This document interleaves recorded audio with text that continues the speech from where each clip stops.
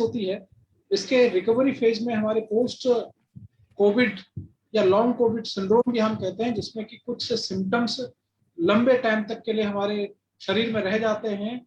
उसी में से ये जॉइंट पेन भी है, और कुछ लोगों को खांसी रहती है, कुछ लोगों का हल्का सा सांस फूलता है, बॉडी में शरीर में दर्द रहता है।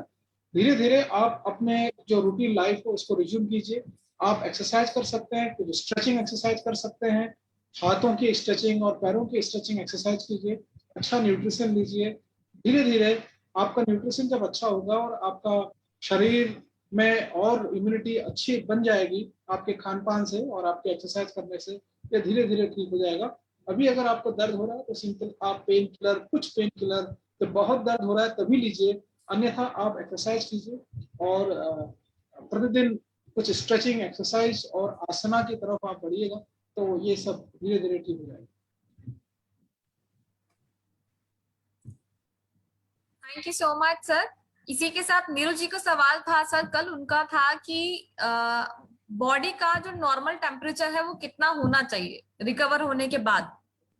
बॉडी का वैसे भी नॉर्मल टेम्परेचर हमारा जो है 97.7 से 99.5 तक नॉर्मल रहता है, या हम 36.5 टू 37.5 डिग्री सेंटीग्रेड कह सकते हैं, या 97.7 टू 99.5 यहाँ तक। और प्लस नॉर्मल जो वेरिएशन होता है 0.5 डिग्री सेंटीग्रेड, और अगर हम फ़ारेनहाइट की बात करें तो 0.9 डिग्री फ़ारेनहाइट तक ये वेरी कर सकता है। इसीलिए 99.7 से 99.5 तक जितना भी वेरी करता है, इसमें इसे हम नॉर्मल ही कहेंगे। 104, 105, कभी अगर 100 भी चला जाता है, टच करता है, या 100 से ऊपर जाता है, तब हम इसको हाइपरथर्मिया कहते हैं। और ये इसी को हम इसी लैंग्वेज में इसको हम लोग बात करते हैं कि नॉर्मल बॉडी टेम्परेचर कितना होता है। फीवर 100 से ऊपर जब चला जाता है, 100 पॉइंट समथिंग या 99.5 से जैसे 100 को टच करता है, तो 100 तक अगर फीवर है तो ये बहुत सारे कारणों से हो सकता है। आपको एग्जॉशन से हो सकता है, हीट स्ट्रोक जिसे हम कहते हैं उससे हो सकता है। लेकिन पैथोलॉजिकल फीवर है तो यूजुअली 100.1, 100.2 इस तरह का फीवर आपको आता है। Thank you so much sir. Hopefully Neeraj ji को उनका जवाब मिल गया होगा। वो आज सही समय पे उन्होंने हमें ज्वाइन किया है, उनको पता था कि उनके सवाल से हम शुरू करने वाले हैं, तो होपफुली उनको उनका आंसर मिला होगा और डेफिनेटली उनको हेल्प करेगा। इसी के साथ हमारे पास चैट बॉक्स में एक और सवाल आया था कि what are the black, white and yellow fungus, what damage does this fungus cause in human body? Is this deadly? Excessive use of steroid is causing the problem. Is it true or not? What is the relation of fungus with corona? वैसे इस question का जवाब कल दे चुके थे हम लोग, last में जो क्वेश्चन था पूछा था उन्होंने, तो the answer of this question has been given to them. लेकिन एक बार फिर से अपडेट कर देता हूँ कि जितने टाइप का भी जो कलर आप ले रहे हैं, लाल, पीला, हरा, ये सब जो नाम दिए गए हैं, ये जो सामान्य जनता है उन्होंने ये नाम दिए हुए हैं। सही में जो मेडिकल टर्मिनोलॉजी में इस तरह के कोई नाम नहीं होते हैं, ब्लैक, येलो, रेड, इस तरह का कोई नाम नहीं है। तो इसलिए एक हैवॉक क्रिएट किया जाता है मीडिया के थ्रू। इसीलिए हमने एक ये ऐसा सेशन रखा हुआ है जिससे कि लोग सही जानकारी ले सकें। जितने भी आपने येलो, ब्लैक, आप जो भी बोल रहे हैं, ये सब एक फंगस है, और ये फंगस हर जगह रहता है। आपकी दीवारों पर भी रह सकता है, सॉइल में रहता है, एनवायरनमेंट में रहता है। जो लोग स्टेरॉइड का सेवन बहुत ज्यादा करते हैं, उसके साथ ही जिनको डायबिटीज है, जिनको अनकंट्रोल डायबिटीज रहता है, कैंसर के मरीज हैं, और जो लॉन्ग स्टैंडिंग ट्रीटमेंट जिनको चल रहा है, या फिर वो लंबे समय से हॉस्पिटल में भर्ती हैं, लंबे टाइम से ऑक्सीजन थेरेपी पे चल रहे हैं या वेंटिलेटर पे चल रहा है, तो इम्यून वैसे ही कंप्रोमाइज हो जाता है, तो उनको ये फंगस होने का भय रहता है। ये ऐसा नहीं कि अभी ही ये ऐसा आ रहा है, इससे पहले भी देखा गया है। लेकिन हाँ, इसको लाइमलाइट अभी मिली है क्योंकि एक डर का माहौल तो है ही, उसी में इसको भी जोड़ दिया गया है कि ये बहुत ज्यादा अभी वास्तव में, क्योंकि फंगस अगर किसी को होता है तो ये बहुत ही सीवियर डिजीज है, मोर्टेलिटी इसकी हाई है।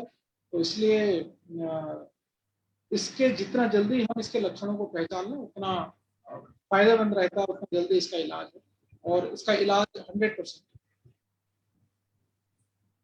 Thank you so much sir. इसी के साथ लॉयंस क्लब की साइड से हमारे पास एक और सवाल आया है। उनका है कि sir there is a treatment of phobias of various types, our maharishis have developed treatment for these, why not give these along with the medicines as a research program?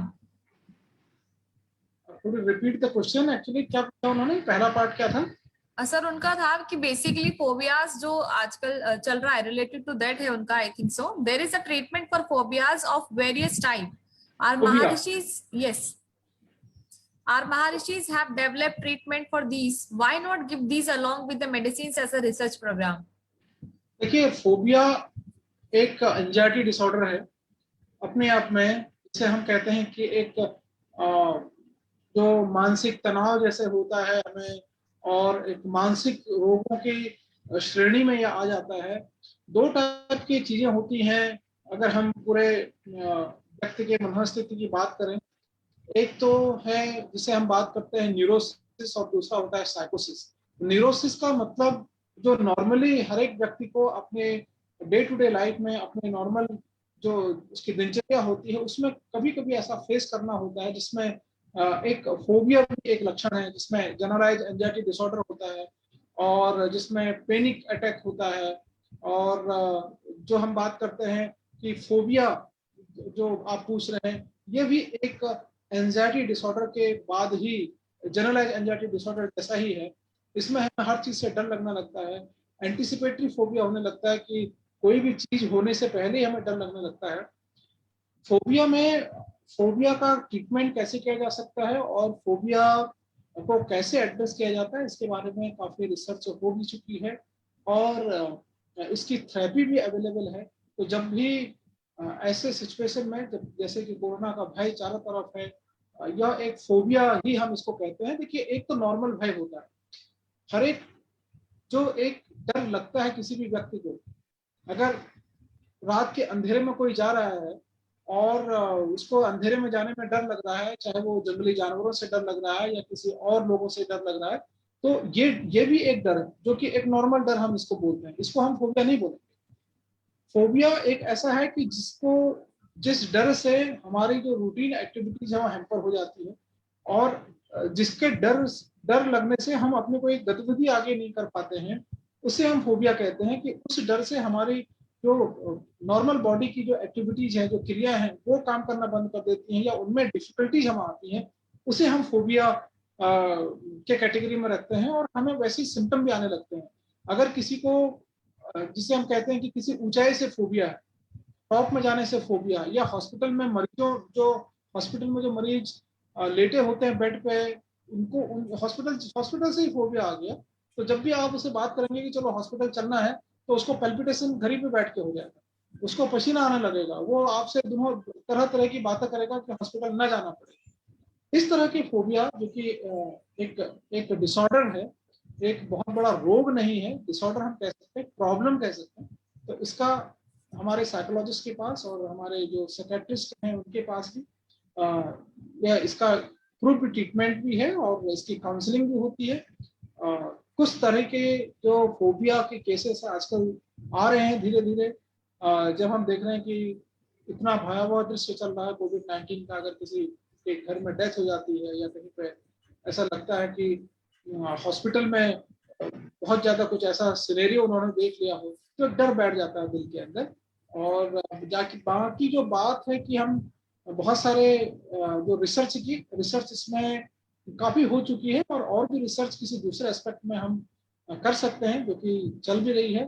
अभी फिलहाल जब हमारे पास ऐसी सिचुएशन आती है, तो यहाँ पर रिसर्च से ज्यादा इम्पोर्टेंट होता है कि हम जो प्रीवियस एग्जिस्टिंग हमारे पास रिसर्च है उसके जरिए लोगों का इलाज कैसे करें। Thank you so much sir. And इसी के साथ मैं सभी से रिक्वेस्ट करती हूँ कि जिन भी पार्टिसिपेंट्स को अपने सवाल रखने हैं, अपने सवाल पूछने हैं, वो या तो स्क्रीन पे हैंड रेज कर दीजिए, इसके अलावा आप चैट बॉक्स में भी अपने सवालों को डाल सकते हैं। सो आप सभी अपने सवाल डालिए यहाँ पर या फिर अपने हैंड रेज करिए। You can also ask your question directly to the doctor, first you need to raise your hand on screen. So thank you so much sir. इसी के साथ हम दूसरे सवाल पे चलते हैं। सवाल है सर, रेशमी जी का सवाल है कि I can't get a new prescription from my doctor, how do I get my usual medicine right now? you can't get the prescription from your doctors.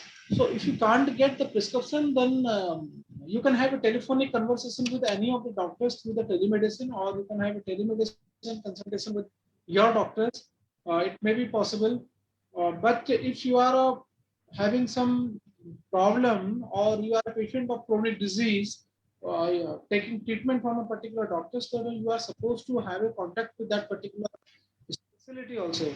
If you are a diabetic patient and your diabetic is being managed by, or diabetic consultation is taken up by that particular physician, suppose he is not there or he is not approachable, so then another diabetologist you can talk, and you can have a conversation or consultation with your family physician also.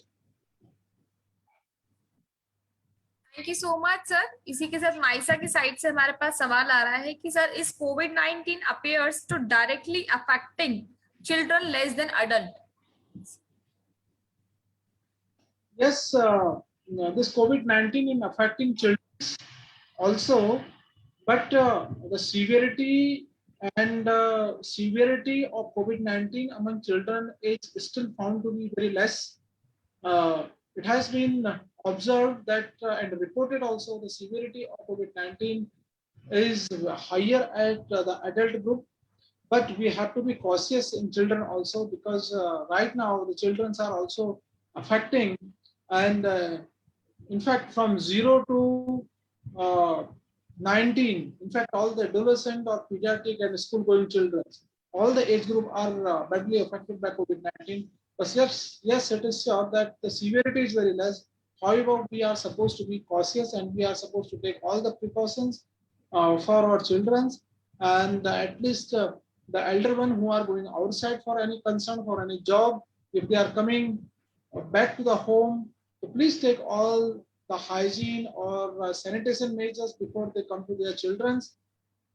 It's a really important concern right now, because children are equally predisposed for the COVID-19, and we have to take care of them. Yes. Thank you so much sir. इसी के साथ एक और सवाल आ रहा है। उनका सवाल है कि सर यदि हम ट्रैवल करके कहीं से आ रहे हैं, काफी अगर हमने 2 दिन का ट्रैवल किया है ट्रेन से और उसके बाद हमारे अंदर कोई सिम्टम्स नहीं है, क्या ट्रैवल करने के बावजूद भी अगर सिम्टम्स नहीं भी है तो भी हमें कोविड टेस्ट करवाना चाहिए, या फिर ट्रैवल करने के बाद हमें आइसोलेट हो जाना चाहिए? देखिए,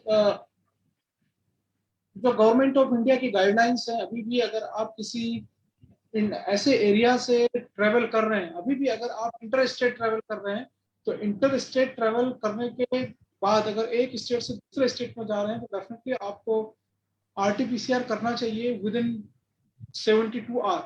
72 आवर के रिपोर्ट जब तक आपके पास होगी, तभी आप शायद दूसरा स्टेट को भी क्रॉस कर सकते हैं। अदरवाइज दूसरे स्टेट में आपको एंट्री करने से रोका जा सकता है, बिकॉज आप एक सस्पेक्टेड केस हो सकते हैं, जो कि दूसरी जगह भी इन्फेक्शन को फैलाते हैं। जहां तक आप अपनी इंडिविजुअल कंसर्न की बात करते हैं, अगर आप ऐसी जगह पर जाते हैं जहां पर कि काफी हाई डेंसिटी है केसेस की, और बहुत ज्यादा, अभी तो इंडिया में लगभग हर जगह ऐसा है जहां पर कि बहुत ज्यादा केस हैं, केस लोड काफी है, तो आप बेटर यही होगा कि अगर आप वहां से वापस आते हैं, तो अपने आप को आप आइसोलेट जरूर कीजिए, जब तक कि आइसोलेट नहीं, बल्कि अगर आप सिम्टोमेटिक नहीं है, अगर सिम्टम आपके पास है तब तो आप आइसोलेट होंगे, अगर सिम्टम नहीं है तब भी आप स्कैन कीजिए, और 5 to 7 डेज के बीच में या 5 to 8 डेज के बीच में from your first day of exposure आप एक टेस्ट करा लीजिए। अगर वो नेगेटिव आता है तो फिर आप अपना रिज्यूम कर सकते हैं अपनी ड्यूटी।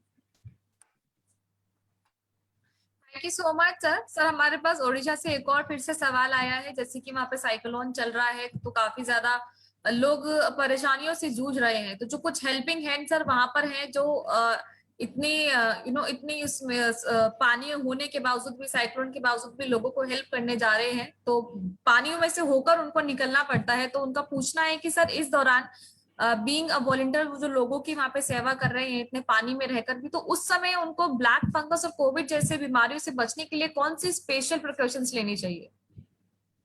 जी, अगर आप सुन रहे हो तो आप बहुत अच्छा कार्य कर रहे हैं, और ऐसे इस समय पर आप एक तो कोविड का हमारे ऊपर बहुत ज्यादा संकट है, उसमें भी इस तरह की जब बाढ़ और प्राकृतिक आपदा से हम लोग फिर ग्रसित होते हैं, तो ऐसे समय पर, ऐसे वक्त पर आप लोगों की हेल्प कर रहे हैं, ये बहुत ही तारीफ की बात है। और हम सब लोग अप्रिशिएट करते हैं आपके एफर्ट को। आप बिल्कुल हेल्प कीजिए लोगों की, लेकिन ये ध्यान रखिएगा कि N95 मास्क, अगर आप को पता नहीं है कि अगर आप बहुत लोगों के झुंड में हैं या जहां पर कोविड पॉजिटिव है वहां पे भी आपको सर्विसेज देनी है, तो N95 मास्क का प्रयोग कर सकते हैं। अगर N95 नहीं है तो आप डबल मास्क का प्रयोग कर सकते हैं। दूसरी, आपको अगर कोविड नहीं है प्लस आप कोई भी ऐसी दवा अपने मन से नहीं ले रहे हैं, नहीं तो स्टेरॉइड ले रहे हैं, और आप डायबिटिक नहीं है, तो ब्लैक फंगस और ये जितने भी फंगस है आपको नहीं होगा।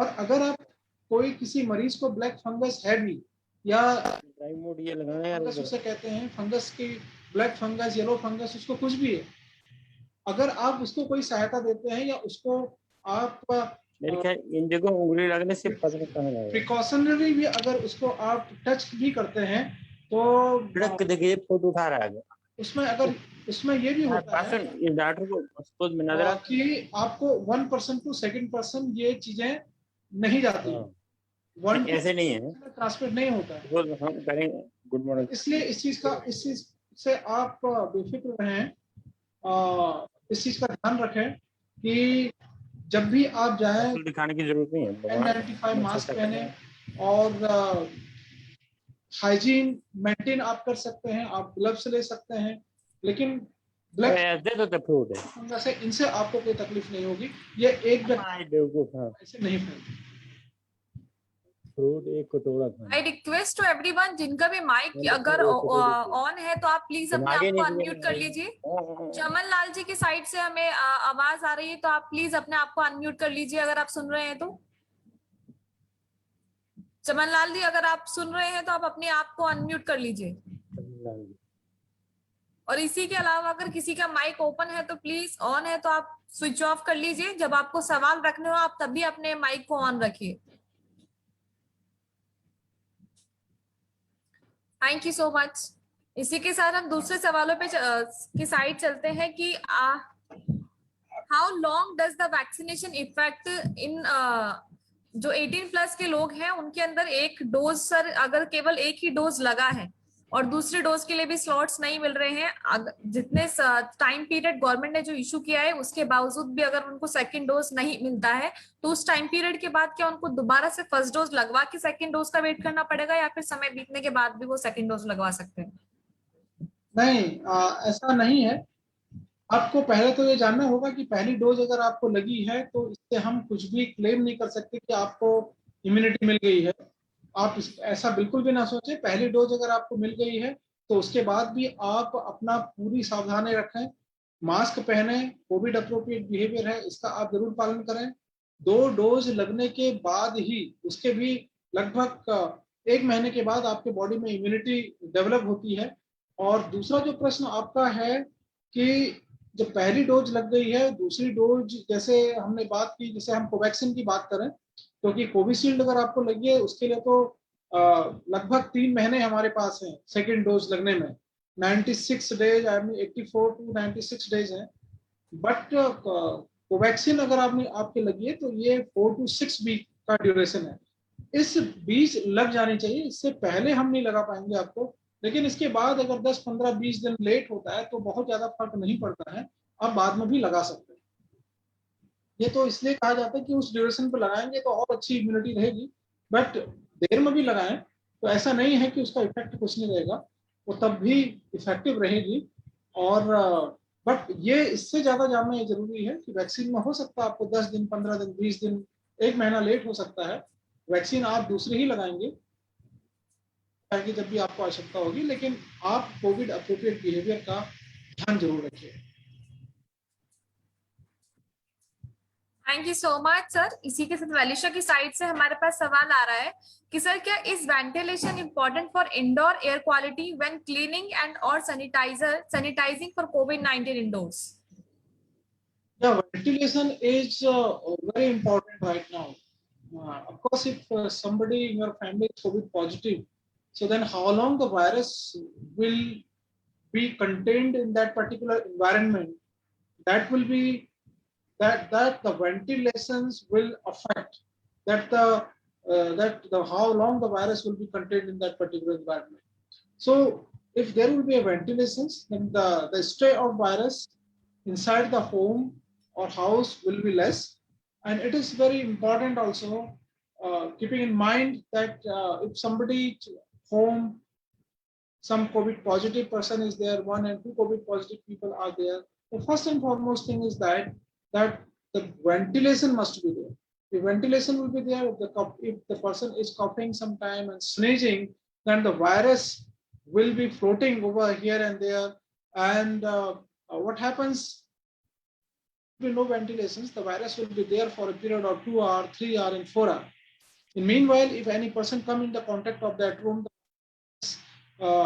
he or she may be affected with the virus. If the ventilation will be there, it will be very good that the virus will be float out from that environment, and it will be good for the family and the people who are coming uh, in touch with the COVID positive patient. So ventilations, keeping hygiene properly, and second thing is that if any person is providing any help, the COVID positive or care provider of the COVID positive, he or she is supposed to wear the 95 mask. These all uh, these all things keep in mind while taking care of a COVID positive in a home. Thank you so much sir. Simran की side से हमारे पास सवाल आ रहा है कि sir me and my mother recovered from COVID but we both are having a small red pimples, rashes all over our face and body too. What we should do in this? Okay, if both of you have recovered and you are having some rashes in your face or in body, so maybe it is due to some drug allergy. Okay, and maybe you have taken some medicines. I mean, earlier during the COVID-19, if you have been admitted in your hospitals, so please contact your hospital or your physicians. Or right now, if you are taking some medicines related to your illness, or during the recovery time, if you are taking some medicine, that the drug allergy, maybe because of that, the medicine is being taken up by you right now.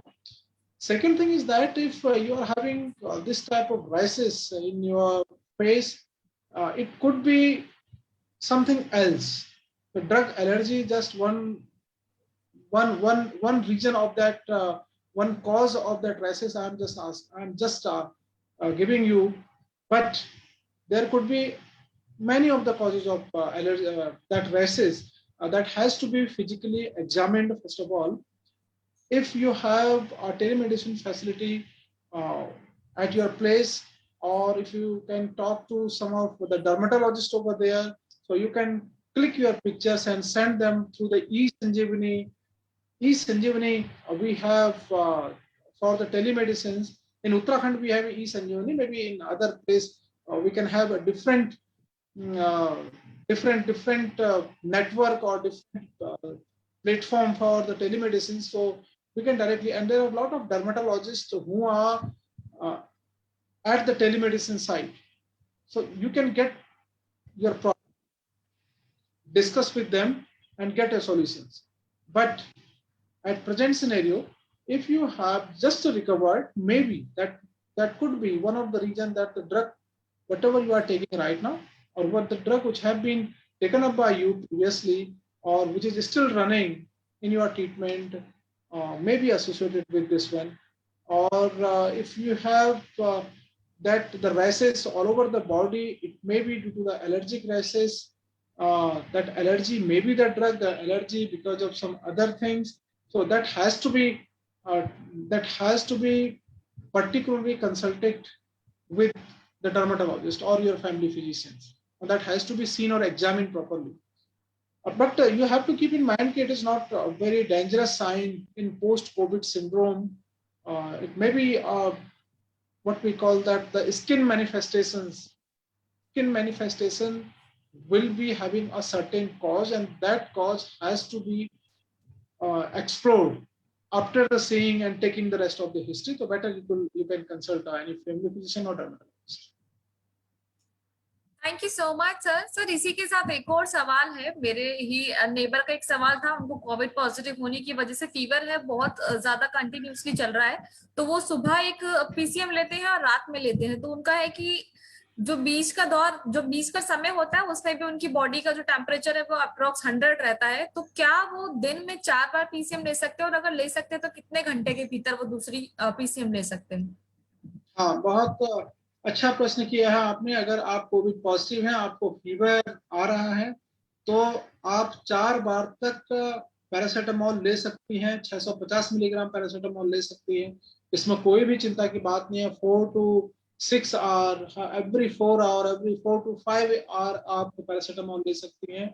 और खूब पानी पीजिए। अगर आपके body का temperature बढ़ रहा है तो ऑफकोर्स काफी पसीना भी आपको होगा, तो इसलिए आप पानी खूब पीजिए, हाइड्रेटेड रहिए। खाना, वायरल फीवर में हमें भूख लगती है। वायरस जब अटैक करता है हमारे बॉडी, बैक्टीरिया जब अटैक करता है तब हमें भूख नहीं लगती, क्योंकि बैक्टीरियल इन्फेक्शन होता है। लेकिन वायरस में आपको भले ही फीवर आएगा, आपको भूख आपकी जाएगी नहीं, तो भूख आप खाना खाते रहिए और पानी खूब पीजिए जितना पी सकते हैं। आपको पैरासीटामोल 4 बार तक ले सकते हैं बिना किसी हेजिटेशन के, इसमें कोई भी साइड इफेक्ट नहीं है।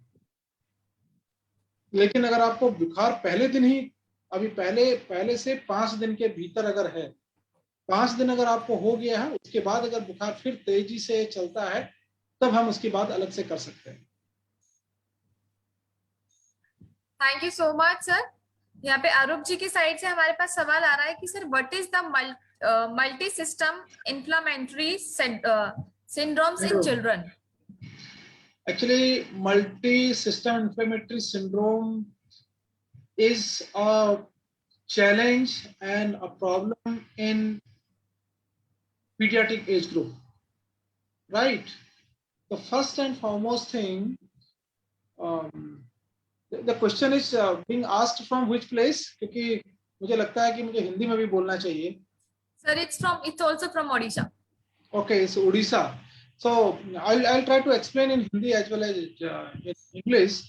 So if any child is having previous attack of COVID-19, okay, and at presently the child is having a fever with persistent fever for last 3 days or more than 3 days, persistent fever for more than 3 days, well, and the previous history having a previous exposure or episode of any COVID-19 positive, after that fever, persistent fever or unremitting fever, I mean that is not being subsided by taking paracetamol or these all, for last more than 3 days, that is associated with conjunctivitis, facial swelling, or cardiovascular symptoms.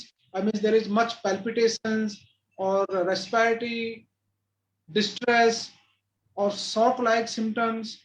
There is, I mean, the hands and I mean the peripheral extremities are very cold, and if you are investigating, ESR is raised, inflammatory markers are raised, okay, vomiting, diarrhea. So 3 days or more than 3 days fever, unremitting fever with these all associated with conjunctivitis, vomiting, diarrhea, any shock-like symptoms. Shock-like symptom means patient, baby is or child is very lethargic, unconsciousness.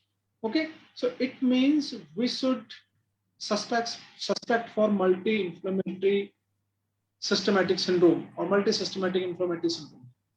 इसमें क्या होता है, ये अच्छा प्रश्न आपने पूछा, तो सबको जानना बहुत जरूरी है।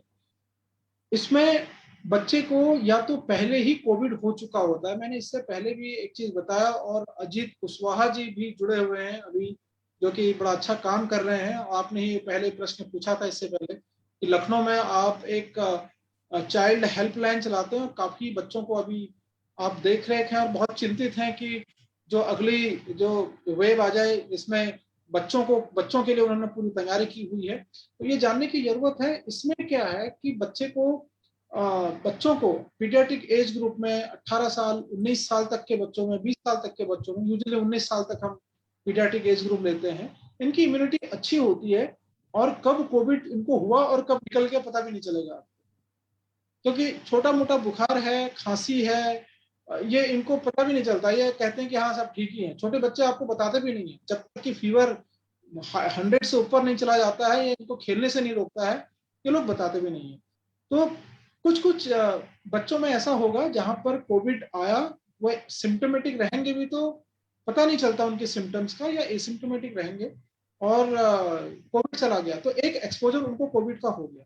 उसके कुछ दिनों बाद बच्चे को अचानक फीवर आता है बहुत तेज, और जो फीवर कंटिन्यूस रहता है, अगर आप पैरासीटामोल वगैरह देंगे तब भी कुछ उसमें ठीक नहीं होता, और वो फीवर कंटिन्यूसली चलता है।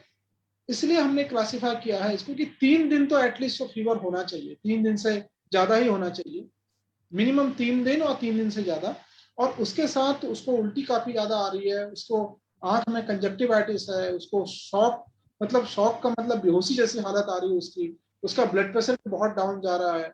और हम देख रहे हैं कहीं पे उसको, मतलब इधर उधर हाथ लगा रहे हैं उसके गले में, लिम्फ नोड, जैसे कहते हैं ना कावासाकी एक डिजीज होता है, उस तरह के सिम्टम को मिमिक करता है कि उसके लिम्फ नोड भी इधर उधर बढ़ सकते हैं। और समझ में नहीं आ रहा कुछ, तो आप इस टाइम पर मल्टी इन्फ्लेमेटरी सिंड्रोम के बारे में जरूर सोचिएगा।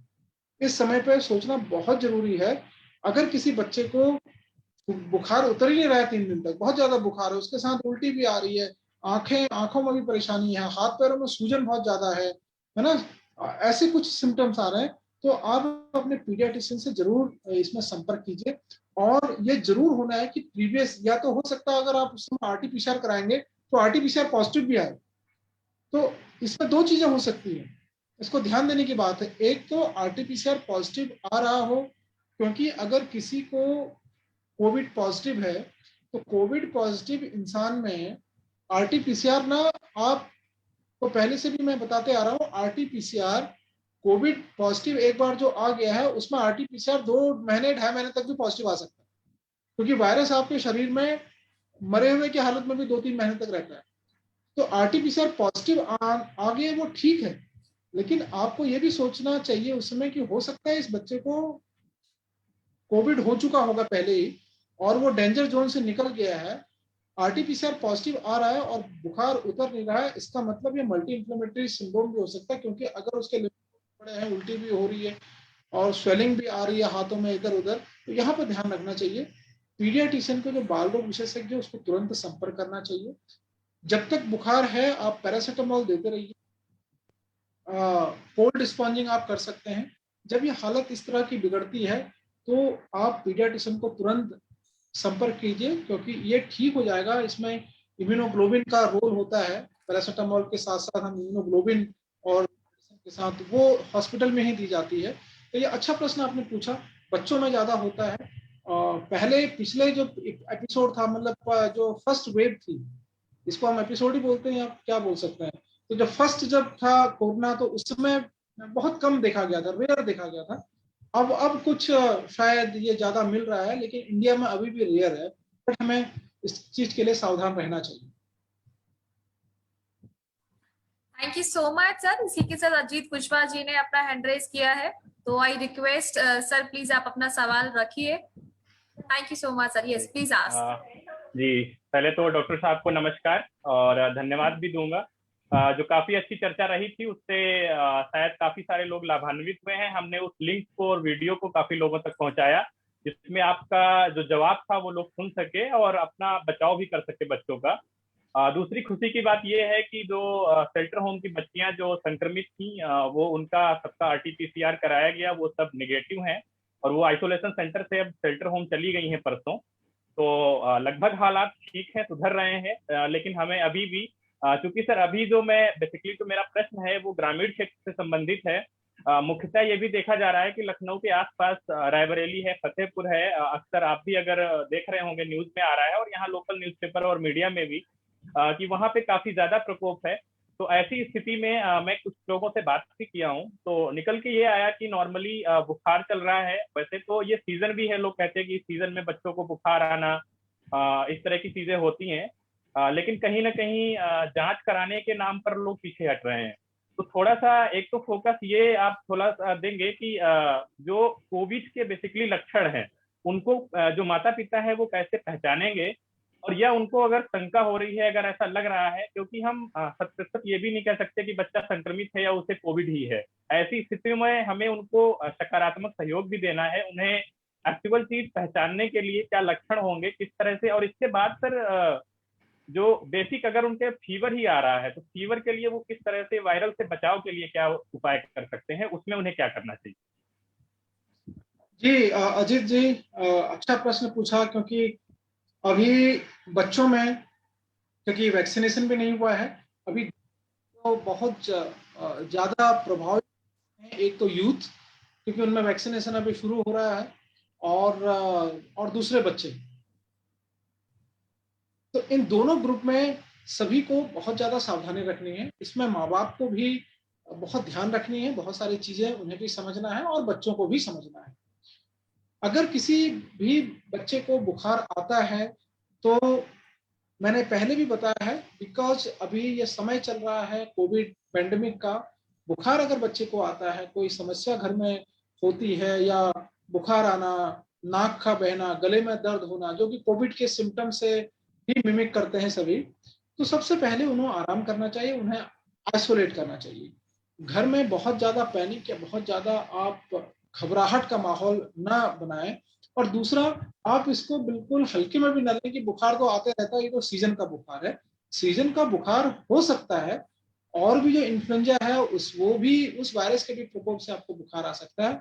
लेकिन इस समय वायरस हर जगह है, गांव तक भी कोविड-19 पहुंच चुका है।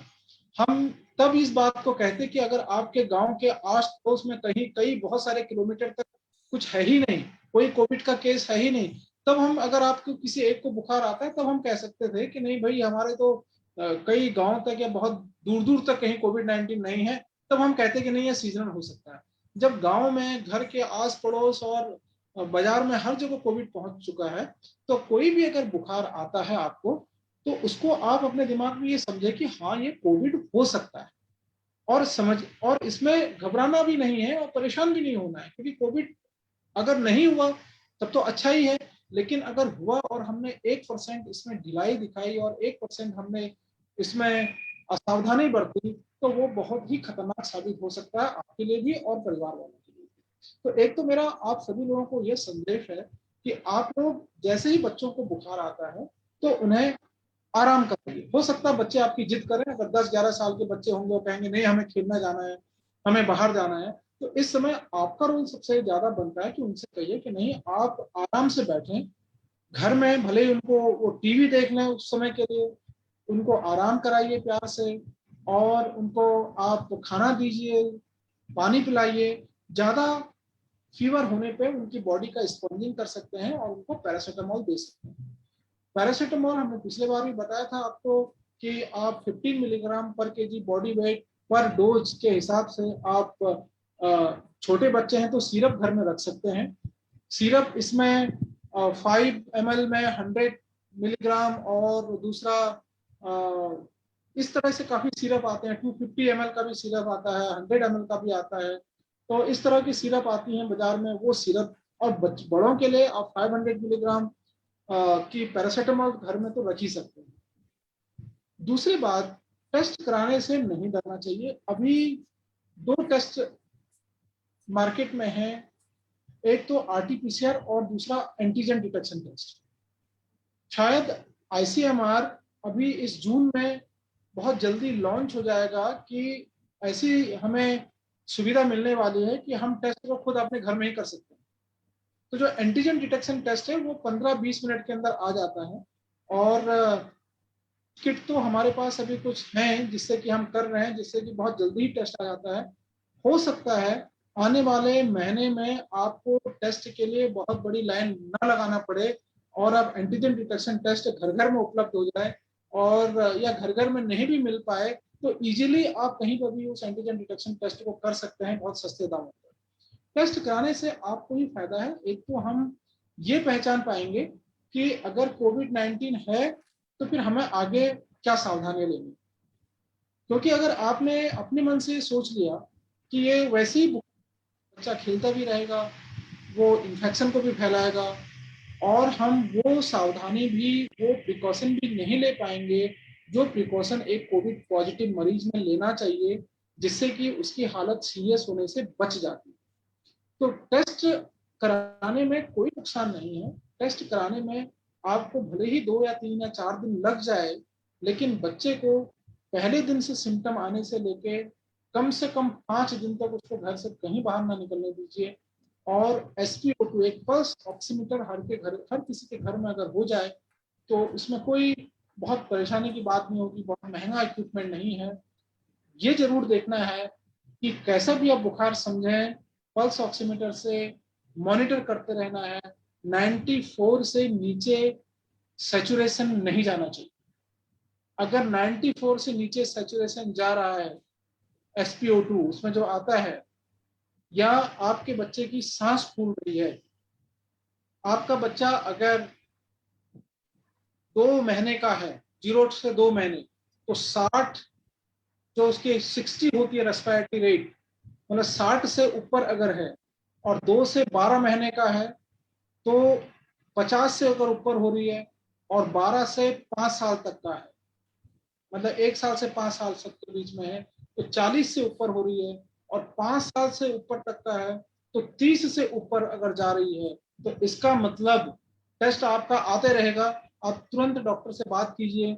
ये समय ऐसा हो सकता है कि अलार्मिंग, जिसे कहते हैं कि यहाँ पर खतरे की घंटी बन सकती है। तो इसलिए मैं अजीत जी के माध्यम से भी सभी को बताना चाहूंगा, और जितने भी पेरेंट्स मुझे सुन रहे हैं, जितने भी युवा सुन रहे हैं, जितने बच्चे सुन रहे हैं, अगर हम बुखार आ जाए, हमें आराम कर लें 2-4 दिन, और सब कोई समझ लेते हैं कि हाँ बुखार में आराम करना चाहिए, तो बहुत ज्यादा नुकसान नहीं होने वाला है। अगर हम पॉजिटिव आ भी गए तब भी कोई बात नहीं। मैंने बहुत सारे लोगों को ऐसे ही देखा है, जिन्होंने आराम किया, उनको वो अस्पताल में भर्ती नहीं, जो अपने आप को आइसोलेट कर दिया, उनको कोई जो अपना मॉनिटर करते रहते हैं अपनी चीजों को, हाँ मैं आज ठीक हूँ, आज ऐसा हूँ। मेरे बहुत सारे पेशेंट ऐसे हैं जो कि टेलीफोनिकली मैं उनसे पूछते रहता हूँ कि आज कैसा है, बिल्कुल हिलना मत, घर के अंदर ही रहना। वो कहते हैं कि हमें बोर हो रहा हूँ। तो हम कहते हैं कि 8-10 दिन बोर हो जाइए, उसके बाद तो फिर ये वायरस निकल जाएगा शरीर से, फिर दुनिया आपके हाथ। इस चीज का ध्यान रखिए। Thank you so much sir. इसी के साथ दीक्षा सिंह जूम पे हमारे साथ जुड़ी है और उन्होंने अपना हैंड रेज किया है, तो आई रिक्वेस्ट दीक्षा, अगर आप सुन रहे हैं तो प्लीज अपने आप को अनम्यूट करिए। Yes please ask your question. Good evening, ma'am. Good evening, sir. Sir, as it was in news today that 20 people in Siddharthnagar district of Eastern UP got wrongly vaccinated in their second shot. They had received COVID shield in the first dose and Covaxin in the second. So government and doctors made them to believe by saying that there is no as such side effect. So is it really a matter of no concern receiving 2 different vaccines? No, Diksha, what you told that the first vaccine they have received, that is Covishield, and the second vaccine is Covaxin. No, because Yes, sir. no, it should not be like that, and probably it has not been implemented. Because if somebody is getting the first vaccine is Covishield, then 100% the second dose will be the Covishield. If the first dose will be of Covaxin, then the second dose will be 100% Covaxin. So we cannot change the vaccine during the first and second dose. If somebody is taking the first dose of Covaxin, the second dose has to be taken with the Covishield. Or if first dose has been taken with Covaxin, the second dose has to be taken with the Covaxin. First point. Maybe they have taken the similar way because it is not recommended by Government of India, or it is not recommended by any of the organization till now. Second thing is that as far as the side effect is concerned,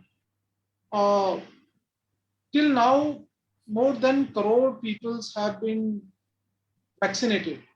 And what we have reported as if we are talking about the adverse effect following immunization, so very rare. And I'm talking about the serious side effect. Serious side effects. You can say cardiovascular failure or death. So till now, approximately 9-10 deaths have been reported. I am not very exact with the figure. Where the one more than crore, vaccination has been done. All the doctors have been vaccinated. All geriatric population have been vaccinated, and 45 to 45 onward, the people have been vaccinated.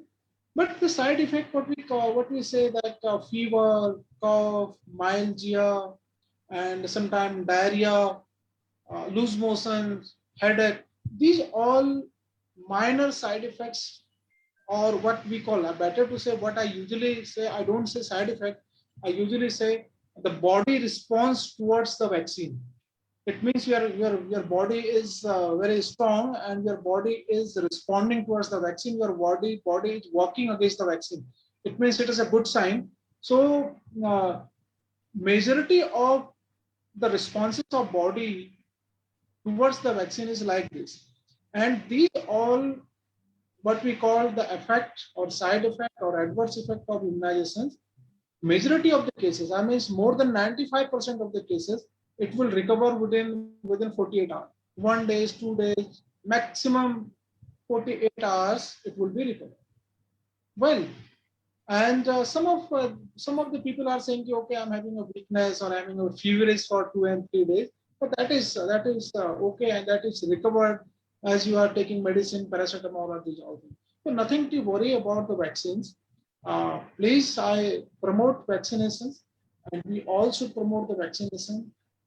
What we should keep in mind, if you are having some problem, actually, if you are already having you are having acute illness, if somebody is having a fever, or somebody was hospitalized, or somebody already taking a lot of treatment for any infection, and that fellow is going for the vaccination, that the previous problem can be exaggerated.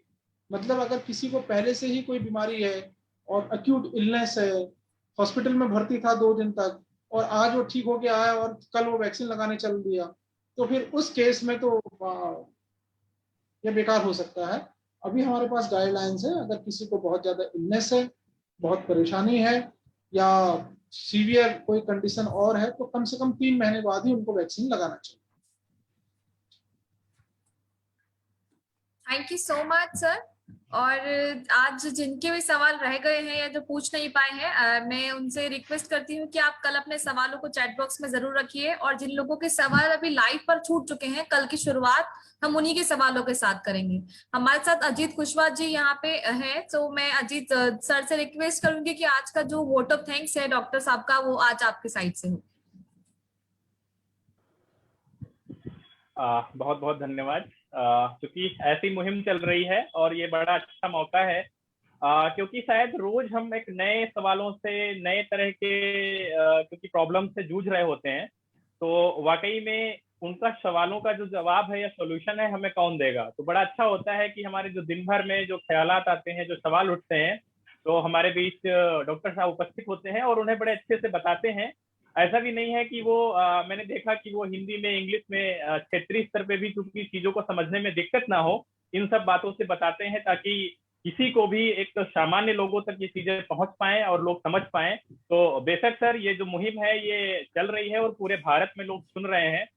जहां जहां पे समस्याएं आ रही हैं उस तरह के लोग आपसे प्रश्न भी कर रहे हैं. तो जितने भी लोग जुड़े, खासकर डॉक्टर संतोष सर के हम आभारी हैं, जिन्होंने जो अपना रोज समय निकाल रहे हैं. और पिछले समय में नहीं जुड़ पाया 2-3 दिनों से कुछ, क्योंकि ऐसा काम था, बट मैं कोशिश करता हूं कि मैं आपके जवाब को सुनूं, और उनको सुन करके कहीं ना कहीं मैं शायद आपका जो सवाल जवाब होगा, जवाब को सुन करके हम फील्ड पे शायद 150 लोगों की समस्याओं को दूर कर पाएंगे.